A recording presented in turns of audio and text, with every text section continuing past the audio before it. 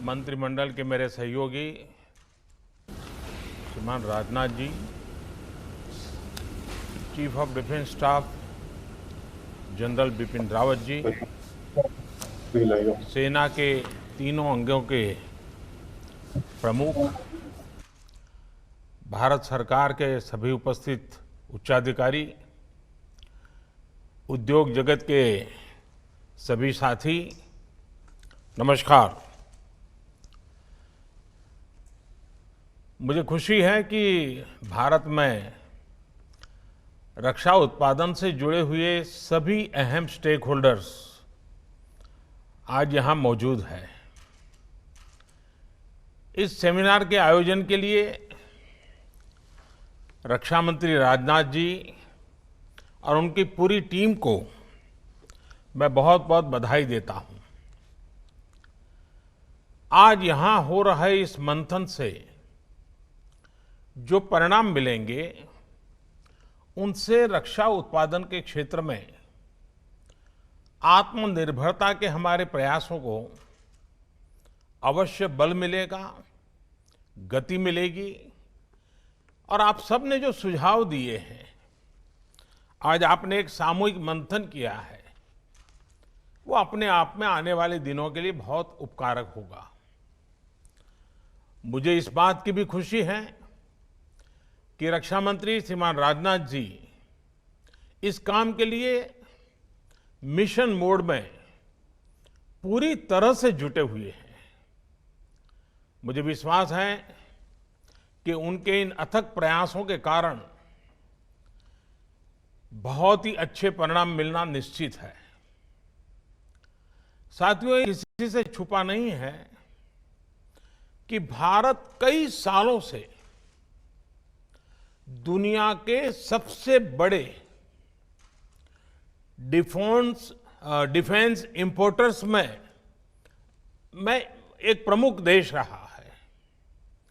जब भारत आजाद हुआ था, उस समय रक्षा उत्पादन के लिए भारत में बहुत सामर्थ्य था। उस समय भारत में 100 साल से अधिक समय से स्थापित रक्षा उत्पादन का इकोसिस्टम था और भारत जैसा सामर्थ्य और पोटेंशियल बहुत कम देशों के पास था। लेकिन भारत का दुर्भाग्य रहा कि दशकों तक इस विषय पर उतना ध्यान नहीं दिया गया जितना देना चाहिए था। एक प्रकार से ये रूटीन एक्सरसाइज बन गया, कोई गंभीर प्रयास नहीं किए गए। और हमारे बाद में शुरुआत करने वाले अनेक देश भी पिछले 50 साल में हमसे बहुत आगे निकल गए। लेकिन अब स्थिति बदल रही है। पिछले कुछ वर्षों में आपने अनुभव किया होगा कि हमारा प्रयास इस सेक्टर से जुड़ी सभी बेड़ियां तोड़ने का एक निरंतर प्रयास है। हमारा उद्देश्य है कि भारतीय में मैन्युफैक्चरिंग बढ़े, नई टेक्नोलॉजीज का भारत में ही विकास हो और प्राइवेट सेक्टर का इस विशेष क्षेत्र में अधिकतम विस्तार हो। और इसके लिए लाइसेंसिंग प्रक्रिया में सुधार, लेवल प्लेइंग फील्ड की तैयारी, एक्सपोर्ट की प्रक्रिया का सरलीकरण, ऑफसेट के प्रावधानों में सुधार, ऐसे अनेक कदम उठाए गए हैं। साथियों, मेरा मानना है कि इन कदमों से भी अधिक महत्वपूर्ण है रक्षा क्षेत्र में देश में एक नई मानसिकता हम सब अनुभव कर रहे हैं। एक नई मानसिकता का जन्म हुआ है। आधुनिक और आत्मनिर्भर भारत के निर्माण के लिए रक्षा क्षेत्र में आत्मविश्वास की भावना अनिवार्य है।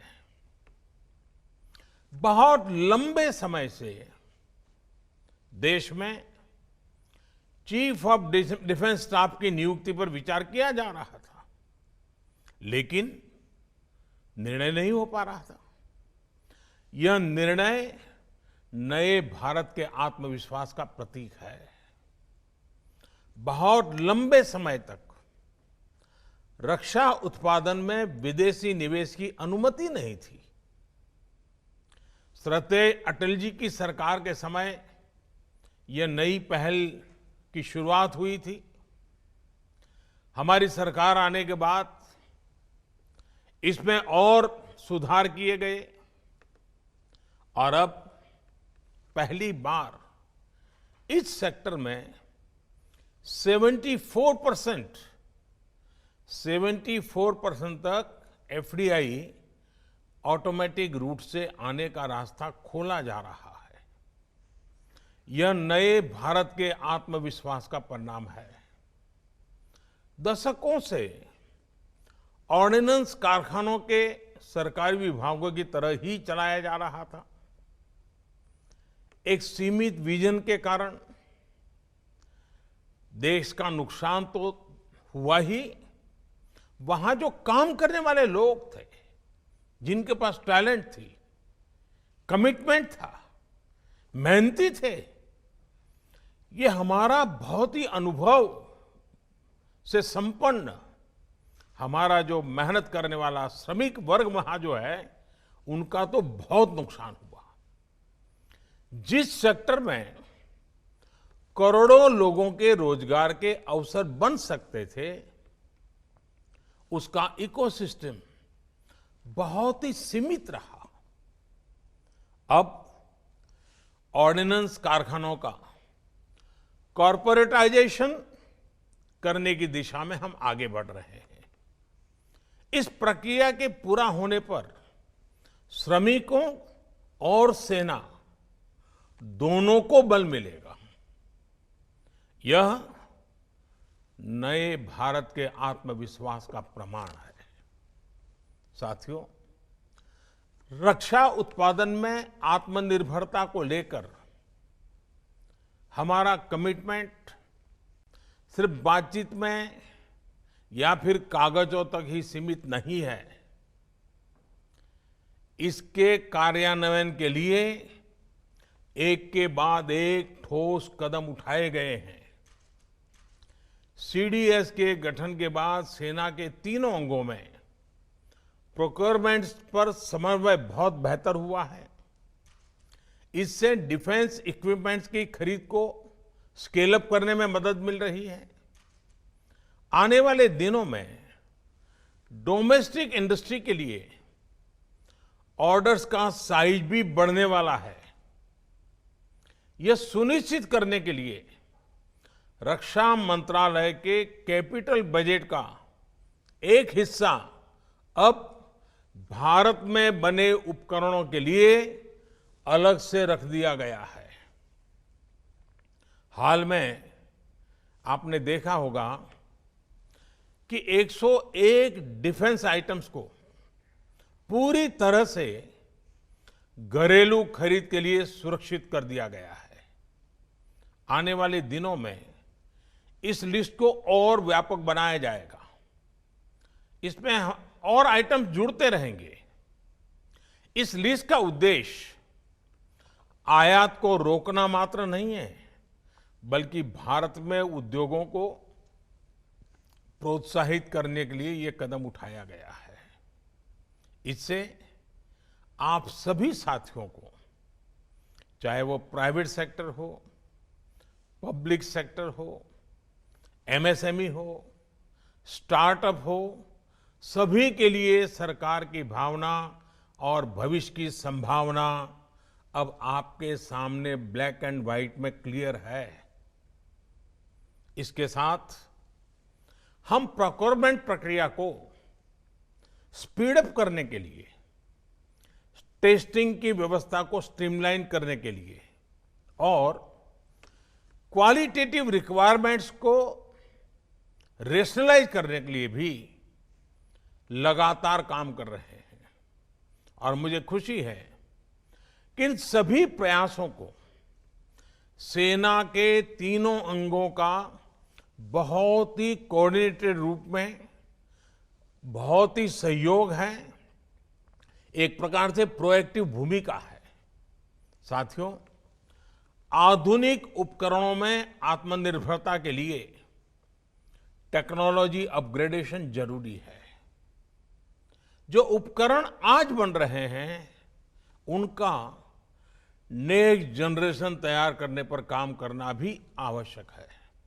और इसके लिए डीआरडीओ के अलावा प्राइवेट सेक्टर में और एकेडमिक इंस्टीट्यूशंस में भी रिसर्च और इनोवेशन को प्रोत्साहित किया जा रहा है।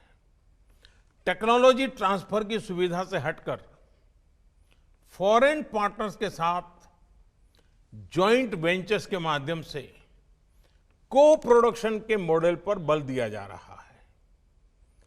भारत के मार्केट साइज को देखते हुए हमारे फॉरेन पार्टनर्स के लिए अब भारत में ही प्रोडक्शन करना सबसे उत्तम विकल्प है। साथियों, हमारी सरकार ने शुरू से ही रिफॉर्म, परफॉर्म एंड ट्रांसफॉर्म इस मंत्र को लेकर के हमने काम किया है। रेड टेपिज्म कम करना और रेड कारपेट बिछाना, यही हमारा प्रयास रहा है। ईज ऑफ डूइंग बिजनेस को लेकर 2014 से अब तक जो सुधार किए गए हैं उनका परिणाम पूरे विश्व ने देखा है। Intellectual property, taxation, insolvency and bankruptcy, यहां तक कि स्पेस और एटॉमिक एनर्जी जैसे बहुत कठिन और जटिल ऐसे जो विषय माने जाते हैं उन विषयों पर भी हमने रिफॉर्म्स करके दिखाए हैं। और आप तो अब भली भांति जानते हैं, पिछले दिनों लेबर लॉज में रिफॉर्म्स का सिलसिला भी लगातार जो शुरू हुआ है चल रहा है। कुछ साल पहले तक इस प्रकार के विषयों पर सोचा भी नहीं जाता था और आज ये रिफॉर्म्स जमीन पर उतर चुके हैं। रिफॉर्म्स का यह सिलसिला थमने वाला नहीं है। हम आगे बढ़ते ही जाने वाले हैं और इसलिए न थमना भी है और न थकना भी है। न मुझे थकना है, न आपको थकना है। हमें आगे भी आगे बढ़ते रहना है और हमारी तरफ से मैं आपको बताता हूं, यह हमारा कमिटमेंट है। साथियों, जहां तक इंफ्रास्ट्रक्चर की बात है, जो डिफेंस कॉरिडोर पर तेजी से काम चल रहा है, उत्तर प्रदेश और तमिलनाडु सरकारों के साथ मिलकर state of the art infrastructure तैयार किया जा रहा है। इसके लिए आने वाले 5 सालों में 20,000 करोड़ रुपए के निवेश का लक्ष्य रखा गया है। एमएसएमई और स्टार्टअप से जुड़े एंटरप्राइज लीडर्स को प्रोत्साहित करने के लिए आईडेक्स की जो पहल की गई थी उसके भी अच्छे परिणाम मिल रहे हैं।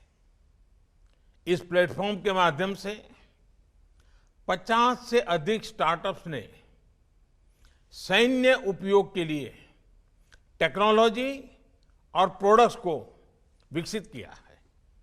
साथियों, मैं एक और बात आपके सामने खुले मन से रखना चाहता हूं। आत्मनिर्भर भारत का हमारा संकल्प इनवर्ड लुकिंग नहीं है। ग्लोबल इकोनॉमी को ज्यादा रेजिलिएंट, ज्यादा स्टेबल बनाने के लिए, विश्व में शांति के लिए एक सक्षम भारत का निर्माण ही इसका लक्ष्य है। यही भावना डिफेंस मैन्युफैक्चरिंग में आत्मनिर्भरता के लिए भी है। भारत में अपने कई मित्र देशों के लिए रक्षा उपकरण का एक भरोसेमंद सप्लायर बनने की क्षमता है। इससे भारत की स्ट्रेटेजिक पार्टनरशिप को और बल मिलेगा और हिंद महासागर क्षेत्र में भारत की नेट सिक्योरिटी प्रोवाइडर की भूमिका और सुदृढ़ होगी। साथियों, सरकार के प्रयास और प्रतिबद्धता आप सभी के सामने है। अब आत्मनिर्भर भारत के संकल्प को हमें मिलकर के इसे सिद्ध करना है। चाहे प्राइवेट सेक्टर हो या पब्लिक सेक्टर हो या फिर हमारे फॉरेन पार्टनर्स, आत्मनिर्भर भारत सभी के लिए विन विन संकल्प है।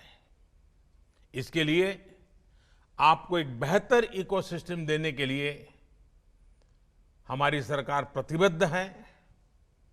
यहां आपकी तरफ से जो भी सुझाव आए हैं वे बहुत ही उपयोगी सिद्ध होने वाले हैं और मुझे बताया गया है कि defence production and export promotion policy का ड्राफ्ट सभी स्टेक होल्डर्स के साथ साझा किया गया है।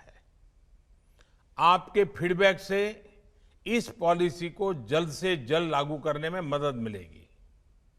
यह भी जरूरी है कि आज का ये सेमिनार एक वन टाइम इवेंट न रहे, बल्कि आगे भी ऐसे आयोजन होते रहें। इंडस्ट्री और सरकार के बीच लगातार विचार विमर्श और फीडबैक की स्वाभाविक कल्चर बननी चाहिए। मुझे विश्वास है कि ऐसे सामूहिक प्रयासों से हमारे संकल्प सिद्ध होंगे। मैं फिर एक बार आप सबने समय निकाला, आत्मनिर्भर भारत बनाने के लिए आत्मविश्वास के साथ आप जुटे। मुझे विश्वास है कि आज जो संकल्प हम सब ले रहे हैं, इसको पूर्ण करने में हम सब अपनी अपनी जिम्मेवारी बहुत खूब अच्छे ढंग से निभाएंगे। मैं फिर एक बार आप सभी को बहुत बहुत शुभकामनाएं देता हूं। बहुत बहुत धन्यवाद।